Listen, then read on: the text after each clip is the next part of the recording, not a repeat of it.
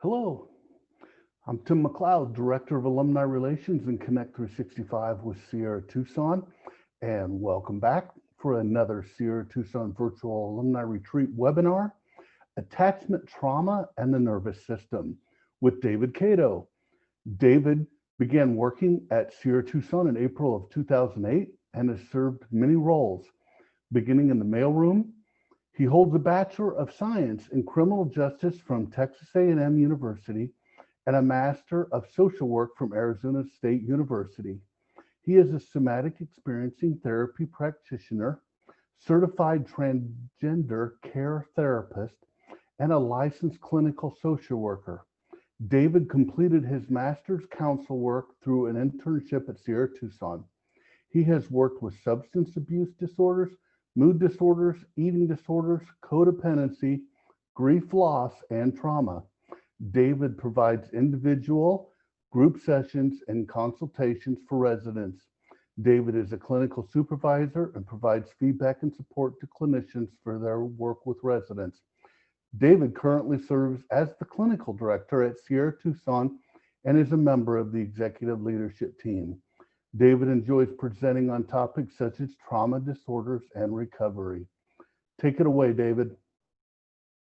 One of the things I want to do, since we're talking about attachment, is I want to walk you through an exercise, something that I find is helpful in regards to how we can start rebuilding healthy attachment and secure attachment within us. And so you can choose to do this if you'd like. You do not have to. Everything that I recommend or suggest is optional. If you want to just take some time and take a look around the space that you're in, maybe you have something in the room that you're in, or maybe you're outside and you have a view that's really enjoyable, taking a moment to just see what that looks like and to see what you feel inside as you do that.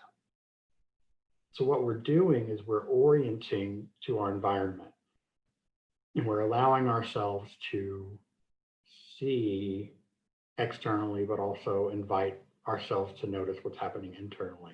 I notice it, and I don't know if any of you are noticing something, but I'm noticing that I'm swaying side to side. And I wanted to know if any of you are noticing anything similar within yourselves. Maybe you're noticing yourself feeling more relaxed, or maybe you're moving your legs or your feet, or maybe your hands are tapping or something like that. We all have our ways of helping our system settle. And when we're talking about things such as relationships, they can be activating. And so when we have that activation that comes up, we want to be able to help self-soothe. And oftentimes we'll self-soothe automatically, like I noticed myself doing as I'm swaying side to side. The exercise that I want to go through with y'all is, I call it the kind eyes exercise. And this is something that gives us the opportunity to recognize that we can feel safe even if we don't feel safe. So let's say, for example, I have some fear or I have some terror coming up about something, but I can allow myself to refocus and reconnect to what feels good inside. And so I invite you, again, it's an invitation. You do not have to do it. But if you want to, you can do it with your eyes open or your eyes closed, or however it resonates with you. But if you could allow yourself to imagine a pair of kind eyes, it could be one of your parents, it could be a best friend, it could be an aunt, uncle, grandparent, it could be a teacher that you had as a child or as an adult. A pair of kind eyes that just help you feel safe. You look into their eyes and you know everything's going to be okay. Take a moment and take that in and allow yourself to feel that.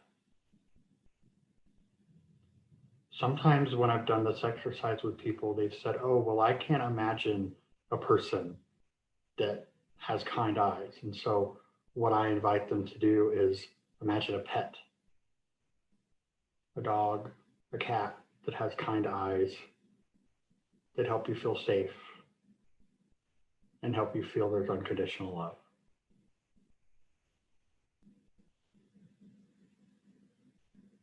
And as you see those eyes, Imagine what that person would tell you if you were struggling.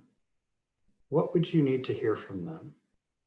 Or if it's somebody who you've had a really close, secure connection with, what would they say to you in their words that would help you feel better or help you feel safe?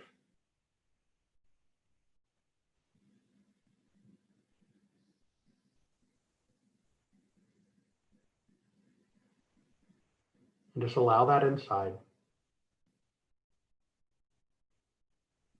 and see what it feels like.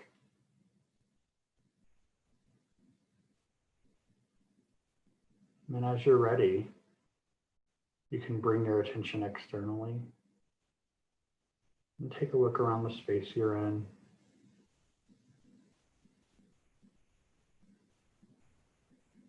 I'm really fond of this office in here, so I'm feeling really comfortable, and I hope that you are as well.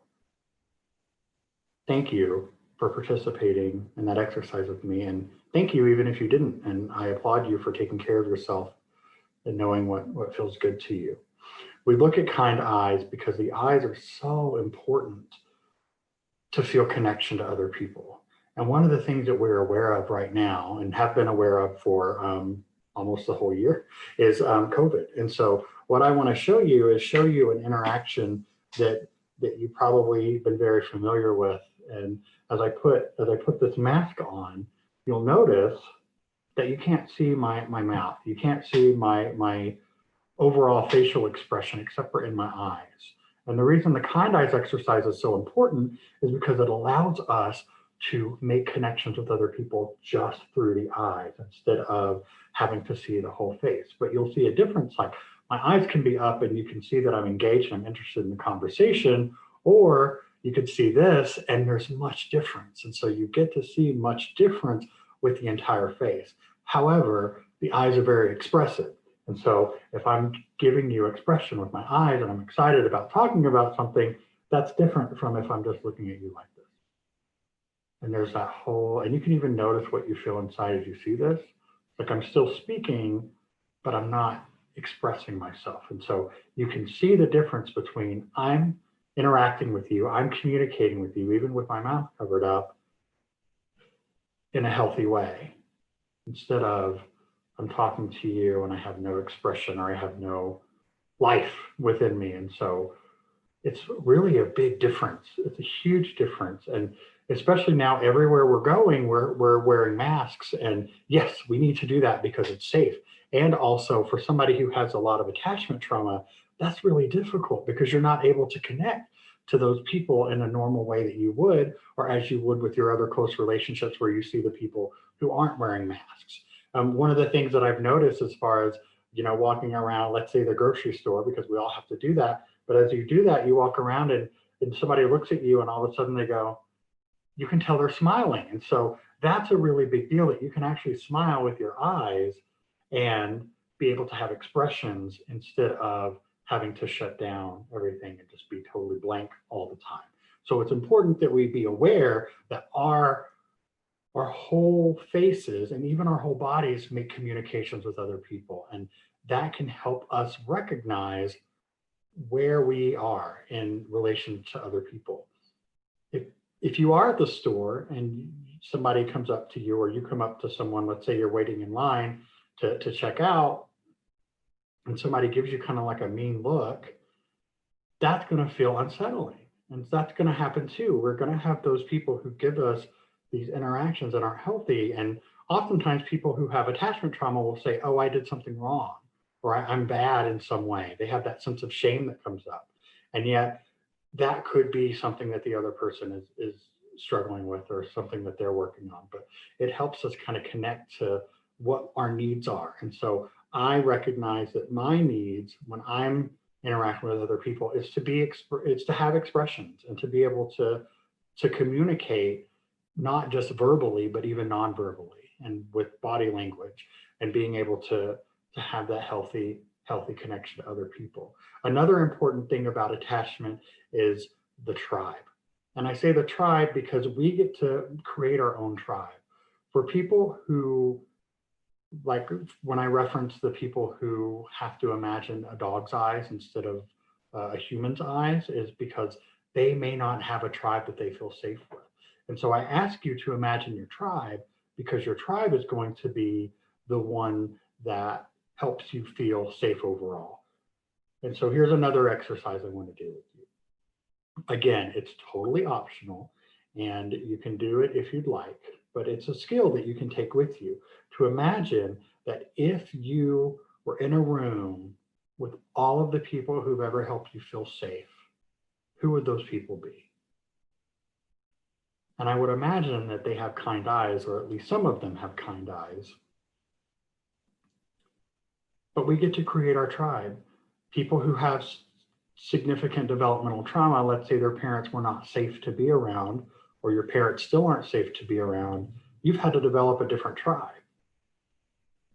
Because often our tribe is our parents, our children, our partners, our friends, our siblings, etc. And also sometimes people don't have that familial tribe. And so we get to develop our own tribe to create our safety.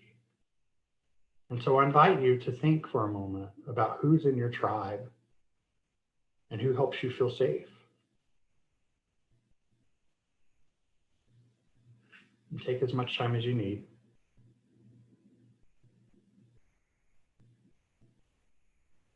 The people within these tribes give us secure attachment. If you've ever thought, like, what is a secure relationship? What is a healthy relationship? If I want someone in my room where my tribe is, those are my secure relationships. And I need to create more of those. And if I recognize that there's a relationship where I feel more anxious, or where I feel more avoidant, or where I feel more disorganized, I have to look at how beneficial that relationship is for me to continue.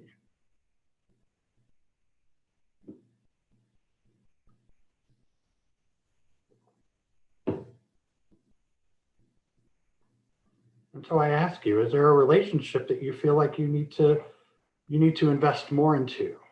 Is there a relationship that you feel like you need to invest less?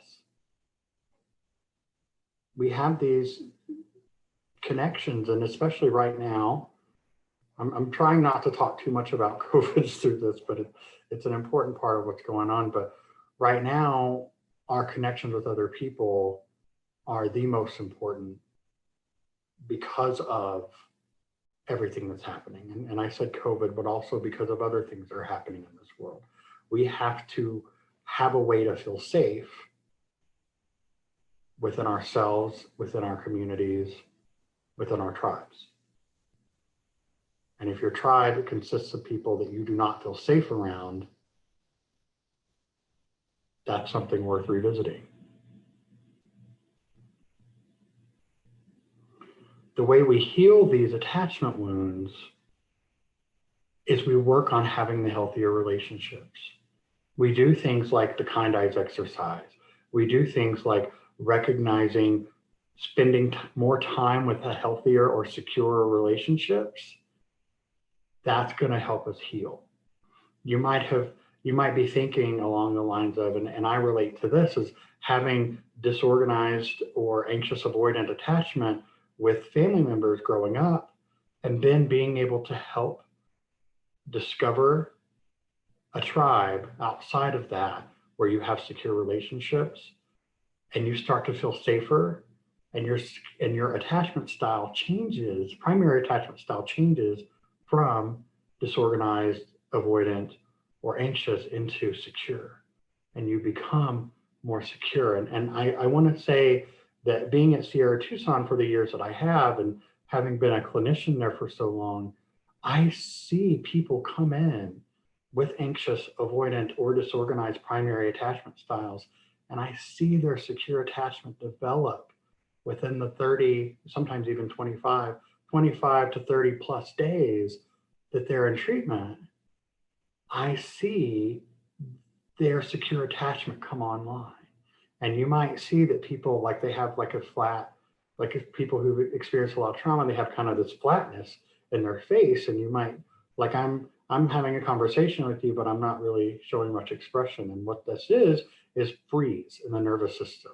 So my system is shut down, and so I can't really be very expressive. But what I started to see at Sierra Tucson is as people were getting towards the end of their treatment, there were things that would come online. There would be more smiling. There'd be more flushness in the cheeks. There would be eyebrows raising and eye movements, and people really becoming more engaged because they have moved from avoidant, anxious, or disorganized attachment into primary secure attachment.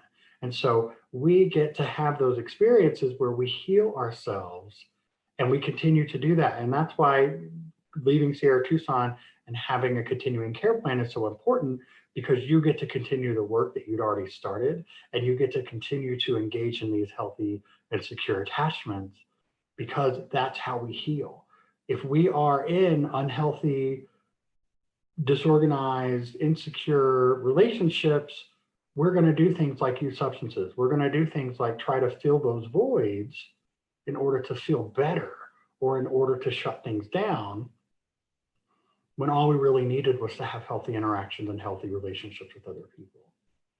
People often come to Sierra Tucson and they say, oh, I've never had a healthy relationship before. I don't know what that looks like.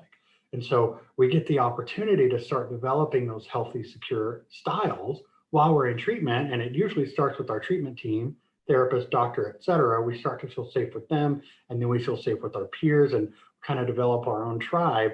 And I'm sure that some of you, if not most of you, probably still communicate with some of the people you're in treatment with, because you get to continue that secure connection with other people. And it helps that sense of safety, and it actually helps the body heal trauma. And so if we continue to allow ourselves to engage in the secure relationships and the secure connections with other people, we're going to have that sense of safety.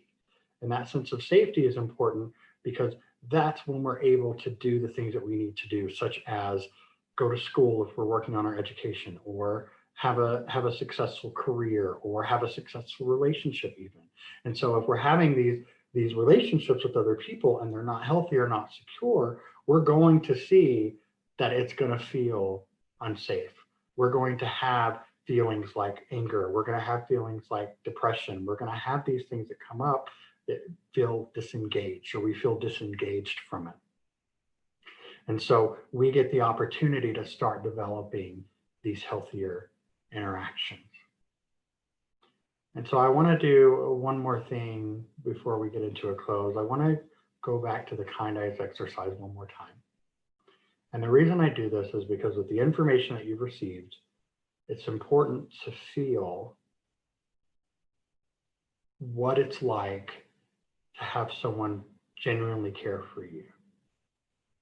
And one of the things that I say when I'm in group or when I work in individual sessions is I ask, what's it like to be in my care? What's it like to have someone there with you, holding a space for you? And for kind eyes, we get to imagine that person who allows us safety. And so if you'd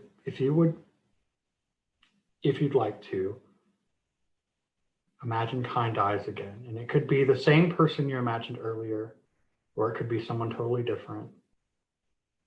It might not even be someone you've ever met. It may be a celebrity. It may be could be a character in a movie or TV show. Somebody who has kind eyes that helps you feel safe.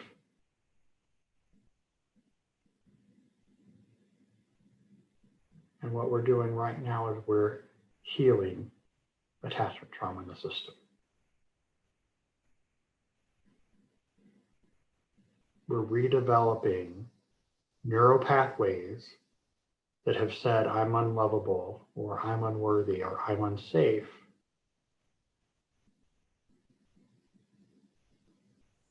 into I am lovable, I am worthy, and I am safe.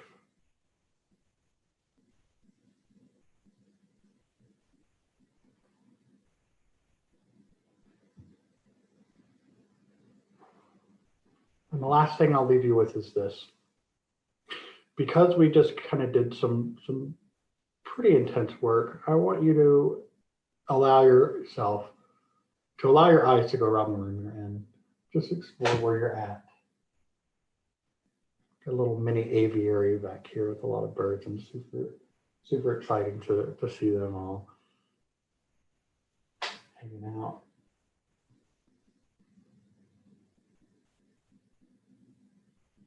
Thank you for being part of this weekend. And thank you for being you.